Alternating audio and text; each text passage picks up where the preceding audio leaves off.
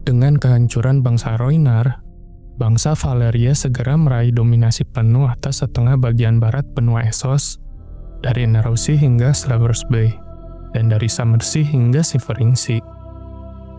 Budak-budak mengalir deras ke Freehold, dan segera dikirim ke bawah Forty Flames untuk menambang emas dan perak berharga yang begitu dicintai para freeholder. Barangkali sebagai persiapan untuk menyeberangi The Naroussi, orang-orang Valeria juga mendirikan pos terluar mereka di sebelah barat, di sebuah pulau yang kelak dikenal sebagai Dragonstones, sekitar 200 tahun sebelum Doom. Tak ada raja yang berani menentang mereka, dan meski para lord lokal di sekitar Naroussi berusaha melawan, kekuatan Valeria terlalu besar. Dengan sihir mereka yang misterius, orang-orang Valeria mendirikan citadel di Dragonstones. 2 abad berlalu, abad-abad di mana baja Valeria yang begitu didambakan mulai mengalir ke Seven Kingdom, lebih cepat daripada yang sebelumnya. Meski tetap tak cukup cepat untuk memuaskan semua lord dan raja yang menginginkannya. Dan meskipun pemandangan seorang Dragon Lord yang terbang tinggi di atas Blackwater Bay bukanlah hal asing, seiring waktu hal itu menjadi semakin sering. Valeria merasa posnya telah aman, sehingga para Dragon Lord terus melanjutkan intrik dan rencana mereka di tanah kelahiran mereka. Lalu, tanpa diduga siapapun, kecuali mungkin oleh Aenar Targaryen dan putrinya yang masih gadis, yaitu Daenerys the Dreamer, Doom pun akhirnya menimpa Valeria. Hingga hari ini, tak ada seorang pun yang tahu apa yang menyebabkan Doom. Kebanyakan orang mengatakan bahwa itu adalah bencana alam, sebuah ledakan dahsyat akibat letusan serentak Forty Flames. Beberapa septon yang kurang bijaksana mengklaim bahwa orang Valeria sendiri yang mendatangkan kehancuran itu karena keyakinan mereka yang sembrono pada ratusan dewa. Dan dalam kekafiran, mereka menggali terlalu dalam hingga melepaskan api dari The Seven Hells ke Freehold.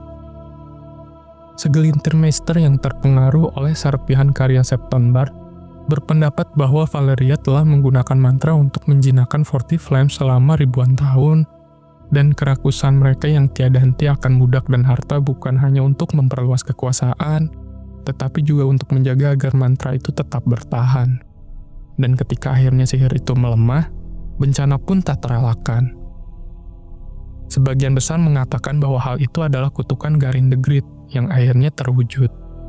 Ada pula yang berbicara tentang para pendeta R'hllor yang memanggil api dewa mereka lewat ritual-ritual aneh. Ada pula yang mengaitkan sihir Valeria dengan intrik besar di antara Great House Valeria, yang mana mereka berpendapat bahwa putaran tanpa henti dari konflik dan tipu daya di antara rumah-rumah besar itu mungkin berujung pada pembunuhan, yang mungkin itu termasuk dalam metode sihir untuk menahan api The Forty Flames. Namun, satu hal yang pasti, Doom adalah bencana yang belum pernah disaksikan dunia. The Valerian Freehold yang kuno dan perkasa, rumah bagi para naga dan para penyihir yang tiada tanding, hancur lebur hanya dalam hitungan jam. Tercatat bahwa setiap bukit di sejauh 500 mil terbelah, memenuhi udara dengan abu, asap, dan api yang begitu panas dan rakus hingga bahkan naga-naga di langit pun dilalap dan dimusnahkan. Rakahan besar menganga di bumi, menelan istana, kuil, dan seluruh kota. Danau mendidih atau berubah menjadi asam, gunung meletus, pancuran api menyemburkan batu cair setinggi 1000 kaki, dan awan merah menurunkan hujan dragon glass serta darah hitam para iblis. Di utara, tanah terbelah, runtuh lalu ambruk, membiarkan air laut yang murka masuk mendidih ke daratan. Kota yang paling megah di seluruh dunia lenyap dalam sekejap. Kekaisaran yang termasyur sirna dalam sehari. The Land of the Long Summer, yang dahulu paling subur di dunia akhirnya hangus, tenggelam, dan tercemar. Sementara, jumlah dari korban jiwa baru benar-benar dapat dihitung setelah 1 abad berlalu. Yang mengikuti kehancuran mendadak itu hanyalah kekacauan. Para Dragon Lord tengah berkumpul di Valeria seperti kebiasaan mereka. Kecuali Aenar Targaryen, anak-anaknya, dan naga-naganya yang telah melarikan diri ke Dragonstones dan dengan demikian selamat dari Doom. Beberapa catatan menyebutkan ada sedikit dari yang lain juga bertahan hidup, namun itu untuk sementara waktu. Konon, sebagian Dragon Lord Valeria di Tyros dan Lys selamat, tetapi dalam kekacauan politik pasca tragedi Doom, mereka dan naga-naga mereka dibunuh oleh warga kota-kota bebas itu. Sejarah Qohor bahkan mencatat bahwa seorang Dragon Lord bernama Aurion mengumpulkan pasukan dari kolonis Qohorik dan memproklamirkan dirinya sebagai Kaisar Valeria pertama. Lalu ia terbang menunggang naga besarnya, memimpin 30.000 prajurit yang mengikutinya di darat untuk menuntut kembali sisa-sisa Valeria dan mendirikan kembali Freehold. Namun baik Kaisar Aurion maupun pasukannya tak pernah terlihat lagi. Dan masa para naga di Essos pun berakhir untuk selamanya. Volantis, kota bebas terkuat, segera mengklaim warisan Valeria. Orang-orang berdarah bangsawan Valeria, meski bukan Dragon Lord, menyerukan perang melawan kota-kota lain. Kaum Tigers, sebutan bagi mereka yang mendorong penaklukan, menjerumuskan Volantis ke dalam konflik besar melawan kota-kota bebas lain. Awalnya mereka meraih banyak keberhasilan. Armada dan pasukan mereka menguasai Lys dan Myr serta mengendalikan wilayah selatan Sungai Rhoine. Namun saat mereka mencoba merengkuh Tyros juga, kerajaan baru mereka runtuh. Terkejut oleh agresi Volantis, Pentos bergabung dengan Tyros dalam perlawanan. Myr dan Lys memberontak, dan si Lord of Braavos mengirim 100 kapal untuk membantu Lys.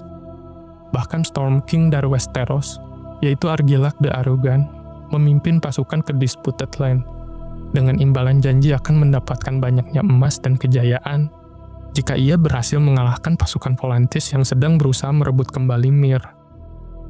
Dalam bayang-bayang konflik itu, dan pergulatan yang terus berlangsung hingga kini di Disputed Land, lahirlah dan berakar kelompok Free Companies. Awalnya, kelompok-kelompok Sellsworth ini hanya bertarung untuk siapapun yang membayar mereka. Namun, banyak yang mengatakan bahwa setiap kali kedamaian mengancam, para kapten Free Company sengaja menyalakan perang baru demi keberlangsungan hidup mereka, hingga akhirnya mereka menggemuk dari rampasan perang. Menjelang akhir, sang calon penakluk, yaitu Aegon Targaryen yang masih muda, ikut terlibat dalam pertarungan. Leluhurnya sejak lama memandang ke timur, tetapi sejak dini perhatiannya tertuju ke barat. Namun, ketika Pentos dan Tyros mendekatinya, mengajaknya bergabung dalam aliansi besar melawan Volantis, ia kemudian mendengarkan. Untuk alasan yang hingga kini tak diketahui, ia memutuskan memenuhi panggilan itu, namun hanya sampai batas tertentu. Dengan menaiki Balerion the Black Dread, konon ia terbang ke timur, bertemu dengan Pangeran Pentos dan para magister dari Free City. Lalu ia menerbangkan Balerion ke Lys tepat waktu, untuk membakar armada Volantis yang bersiap menyerang kota itu. Volantis lalu menelan lebih banyak kekalahan. Di Dagger Lake, ketika kapal-kapal api Qohor dan Norvos menghancurkan sebagian besar armada Volantis yang menguasai Rhoine. Dan di timur, ketika bangsa Dothraki mulai menyerbu keluar dari Dothraki Sea, meninggalkan kota-kota hancur dalam jejak mereka saat menyerang Volantis yang sudah lemah. Akhirnya, kaum Eleven yang merupakan faksi Volantis yang malah lebih menginginkan untuk berdamai, dan juga banyak dari kalangan pedagang kaya yang paling menderita akibat perang tersebut. Mereka lalu merebut kekuasaan dari para Tiger yang menginginkan penaklukan, dan mereka segera mengakhiri peperangan itu. Bagi Aegon Targaryen, tak lama setelah keterlibatannya dalam mengalahkan Volantis, tercatat bahwa ia kehilangan seluruh minat pada urusan timur. Percaya bahwa kekuasaan Volantis telah berakhir, ia kembali terbang ke Dragonstone. Dan kini, tak lagi terdistraksi oleh perang di Essos. Ia mengerahkan pandangannya ke barat. The Valyrian Freehold dan kekaisarannya telah hancur oleh Doom, tetapi semenanjung yang porak-poranda itu masih tersisa. Kisah-kisah aneh kini beredar tentangnya, tentang iblis-iblis yang menghantui The Smoking Sea, di mana The 14 Flames dahulu berdiri. Bahkan jalan yang menghubungkan Volantis ke Slaver's Bay kini dikenal sebagai Demon Road, dan sebaiknya dihindari oleh semua pelancong waras.